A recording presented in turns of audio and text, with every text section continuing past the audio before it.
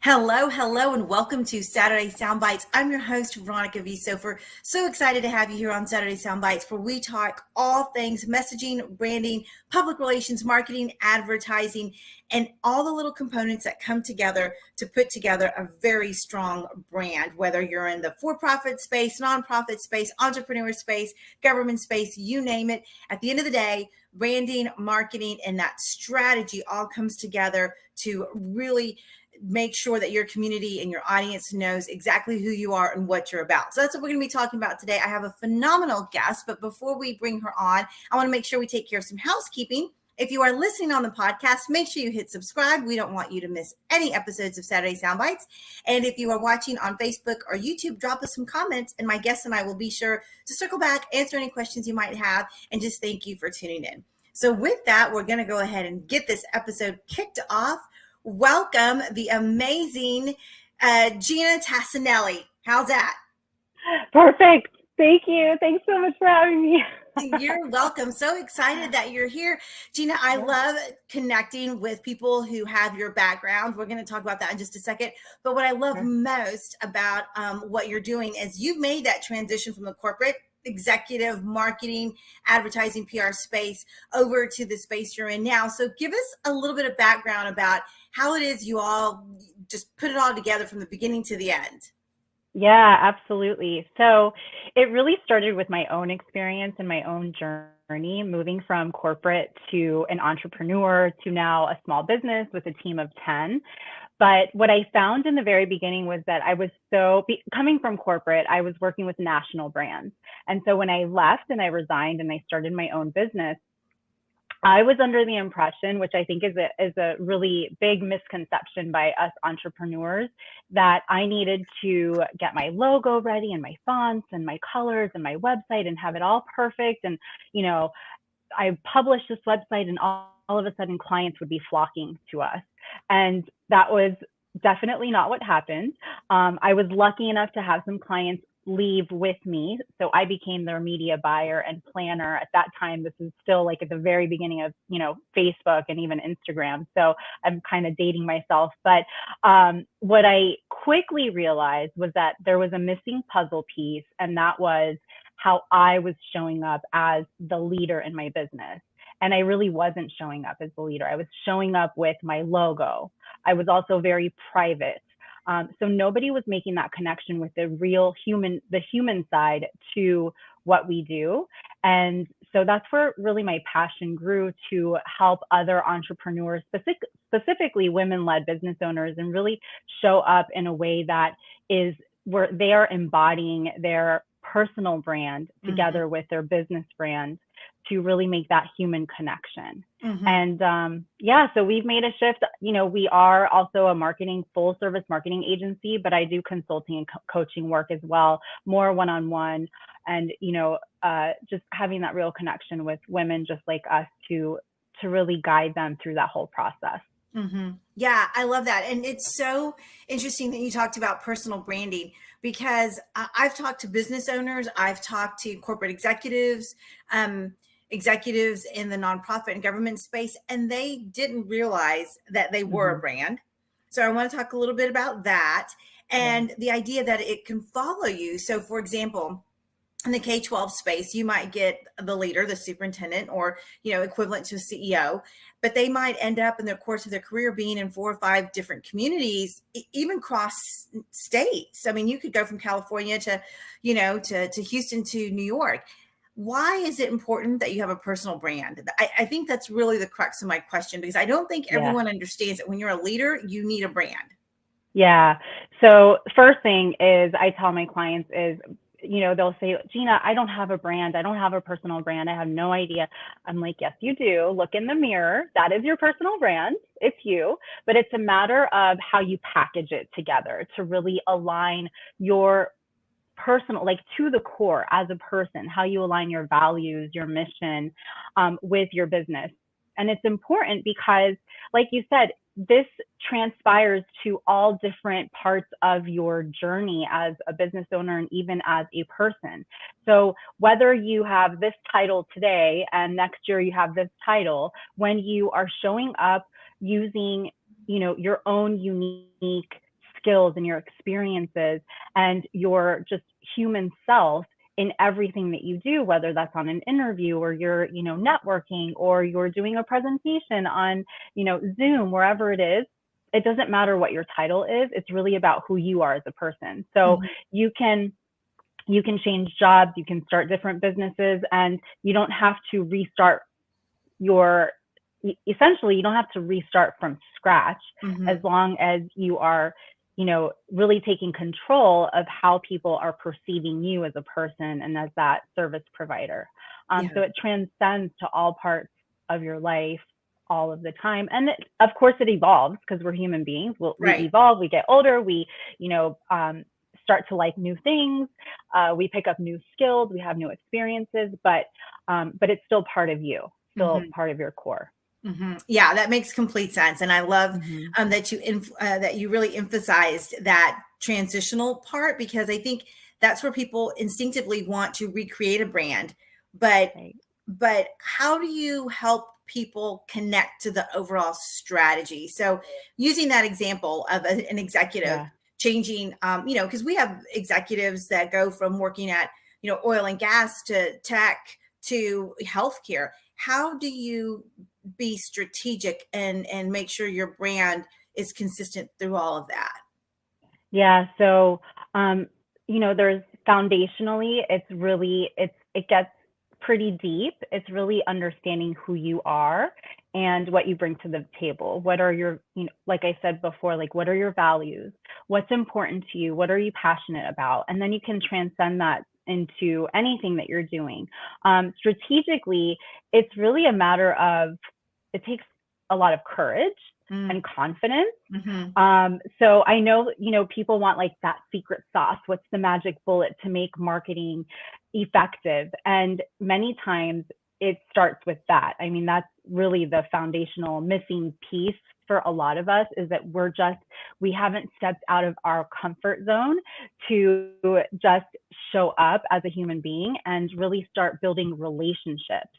So strategically, I tell my clients, you need to show up. You need to show up on camera now more than ever. Camera is the fastest way to really increase your credibility, to show up as an expert. People listen to you. They get to know your personality and connect with you, instead of feeling like you have to stay in this box and cookie cutter yourself all of the time. So start with showing up, really building relationships, networking, and provide value. Communicate the transformations, the benefits to working with you versus all of the features, right? So rather than telling people what you can do, it's more of, here's what will happen when we work together. And, and really, and adding that emotional, a lot of marketing is really, it's emotion. It's how can we connect with our clients and our audience in order to have that emotional effect, so that they feel aligned to us, they feel like they can resonate with us, and like we actually hear them. People just want to be heard. And so it's really just being a human. And I think nowadays, because there's so much technology and there's so much fun stuff and different ways to market yourself, we get so stuck on all of that tech, and we forget about the human element to all of this. So that's really the beginning of it, is bringing yourself into it. And I liked that. I mean, essentially what you said was just show up, just start. I mean, what I got was, if we would all just show up, it will start happening. So what would you say to a client who struggles with the tech? Like you just said, I'm not a tech person. I don't know how to do reels. I don't know what the latest is. I don't know TikTok. I'm only comfortable with Facebook. What do you tell those brand owners as they understand why they need it now? They're bought in. You've coached them. You've got them to a good spot. What about that tech part? What do you suggest they do when they're not comfortable with some of the technology that exists? I tell people you don't have to do it all. That's for one. You don't have to be everywhere. In fact, you don't want to be everywhere if you don't have one or two platforms down, with a smooth routine.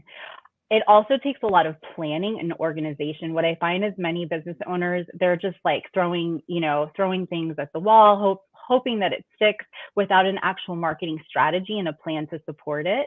So it really, it takes organization and planning, and not so much worrying about the tech. Your phone is a really quick way to, do a live stream. So you don't have to use third party apps. Although they can be helpful and really useful, I would say just start slow and start basic, and that's okay. The other thing is to really be efficient with your time. Mm. So we help our clients to repurpose a lot of their content. So for example, like this interview that we're doing right now can be chopped into small little clips. Hire somebody on Fiverr, or you can get a virtual assistant nowadays for $10 an hour that's really experienced at doing this kind of stuff. It doesn't take that much budget or that much amount of time to really ask for support. But also, don't reinvent the wheel. Use like I said, like this one video can be repurposed into an email campaign with the text, what the words that we're saying, all of the tips that we're sharing, a blog post, cut it into different, snippets. So there's a lot of ways to just be more efficient. And again, that takes planning and organization, and not trying to do what everyone else is doing because you're seeing everyone else do it. It's really working on what fits into your own life, into your time, into your space. And then from there, you can grow. Yeah, that's some really great advice. And I think the idea that you can outsource all that and you don't have to do it, you're on your own. Right. When you think about big corporations, they do have a marketing team, and then they have an AV team, and then they have copywriters, and then they have graphic designers. And so the idea of you doing all of that seems really overwhelming for someone, but it can be done with outsourcing. It can, and really inexpensive Yeah. too. Yeah. I like that. So let's talk about showing up boldly and unapologetically, being influential, with the keyword being influential. So as marketers and advertisers by trade, most of us know that psychology behind, the words that we're using, the colors that we're using. Let's talk about influential. What does it mean to bring that last component into your marketing, into your social media, into your public persona? Why and how do you know that you've been successful at influencing people? Yeah, when you're shifting people's beliefs. So, and that's a lot with your brand. That has a lot to do with your brand message and what you're putting out there. So, rather than communicating the features of what you offer, communicating the benefits of what you offer, and helping people realize, like when we're just putting, a piece of content out there, that person that sees that piece of content may not actually be in right now thinking that they need you, but there's something that you say in that piece of content that might get them to start thinking like, oh my gosh, I feel like they're speaking to me, like she's speaking to me. So it's really just when you are becoming influential, it's because you are shifting people's beliefs to think a different way. And that could be, now they're becoming aware of, okay, I do struggle with this. I never thought of it that way. When you can make that, and obviously you're not hearing people say that, but because they're engaging, they're commenting, they're reacting to your post, or they're responding to an email, or maybe to a text message that you send, or they pick up your phone call. When you're starting to create conversations, that you are shifting beliefs and you're getting people closer to a place where it makes it easier for them to say yes to working with you, to an offer. Yeah. Right. And I think, and I think it might be challenging for some people who are used to traditional advertising where there's measures. And how do you suggest someone feel comfortable with it, that they have made that influence towards someone and they have transitioned someone's values or had them think a particular way or take a particular action? How would you measure that, since it's not quite as black and white as traditional advertising? Right. Well, I mean, there are, we do still track KPIs, and so we measure not only conversion to a sale, but also is engagement increasing? Oh yeah. Um, Yeah. are are are the clicks increasing? Are the shares on a social, say like on Facebook, are shares for a post increasing? Things like that, and that can always give you a really good gauge that the messaging is on point and it's really resonating with people. And then also, if you have a community, whether that's, I mean, typically it's, on Facebook, for example, you have a Facebook community, a group. When people are inviting others to come in, or when you're having conversations with people, when they're actually responding to your DMs because you're doing it in a way that's, that's really providing value, and you're coming off in a way that you want to connect. You're really trying to connect with people and build relationships. That is a great way to measure that, okay, this messaging is working and it's resonating with others. Um, and in the end, it's also what is your intention? What's your Yeah. intention? What's your goal? It's really knowing your intention and then knowing your goals as well. Yeah, I like that. And Yeah. I like that you started off with KPIs, because I think um, people want to look at Google Analytics, and I think it's the end all Yeah. be all. But you gave us some really good insights into how all of that plays into measuring your success, and are these key performance indicators really performing for you? And I think Mm-hmm. and I think that having someone like you with that corporate background and Hype Media and what you're doing and what your team does for folks probably helps lay out for them what it is that they're seeing and whether it's good or bad, because sometimes you see all that data and it can be really overwhelming. Right. Yeah, and it's fun. That's part of one of my things is that I love fixing messy marketing. Oh, And this stems from, I think, just from childhood and loving puzzles, and I grew up as a competitive dancer as well.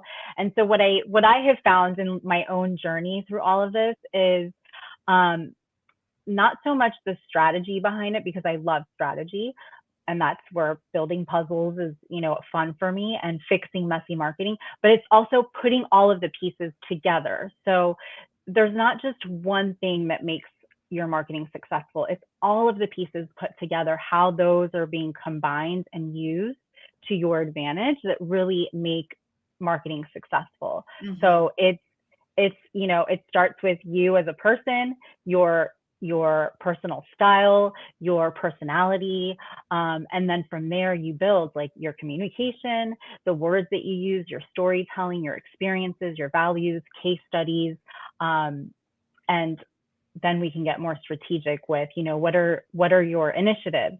Let's work backwards. So how can we start to shift people's beliefs to get them closer to saying yes to whatever offer it is that you have? But all of those pieces need to work together. Just like when I danced, it was the choreography, the lights, the right. costumes, the makeup, all of that had to come together for people to really, in the audience, to feel that emotional connection. Same thing with marketing. All of these pieces need to come together. Yeah, no, that's perfect. And that's a great segue for me to ask you how people can work with you Yeah. and what it is you're doing. I know you've got a couple of different lines of services in your business, including some coaching, but tell us how people can work with you and learn more about, especially that marketing component, and the different programs you've got going on. Yeah, absolutely. So we work with national brands as well as personal brands, experts, established coaches, and consultants through a done for you process as an agency. And then I also do consulting and coaching work with, entrepreneurs that are not so much just starting, but have been in business for maybe a couple years or so, and are really looking to get have an expert behind them to help them guide them through a whole marketing strategy plan, and so on and so forth. And so we do that also through stylishlybranded.com. And that's our unapologetically influential method and framework that I work with our clients through. So there's various different ways that I can support entrepreneurs. And then we actually do, I think we're offering something. Did we drop that to you? You may You found it? have, and I will make sure it's in the show notes because I Okay, didn't. cool. Yeah, I had a little tech issue this morning, so we were going on the fly. But no, but all the information is going to be in the show notes. How to connect with you, Ginna, how to connect with your team, and how to learn more about all the programs that you've got. We've got all of that in the show notes. So if you're listening on the podcast, make sure you go to the show notes, and then of course everyone else just click the link where you see it. Thank you. Absolutely. It was so good to have you on. I love talking marketing and strategy and KPIs and influencers, and you gave us some great insights. So thank you so much, Ginna, for being on the show. Oh, thanks for having me. All right, everybody, make sure you connect. Again, contact information is in the show notes. When you're talking about visibility strategy, having all those components together really make a world of difference. So take Gina's advice. If you have any questions, drop them in the comments and she will be sure to circle back because I'm going to make sure she gets tagged. So we're going to wrap up this episode of Saturday Soundbites. Thank you so much for joining us. As always, you can reach me at veronicavsofer.com. And if you're listening on the podcast, don't forget to hit subscribe. We want you to subscribe so that you don't miss any episodes of Saturday Soundbites and really learn from some experts who are bringing some value as you grow your business and your brand. If you're listening or watching, I should say, on YouTube or on Facebook, drop us some comments and we will be sure to circle back. So with that, I'm wrapping up this episode and I'm sending you lots of positive energy and light.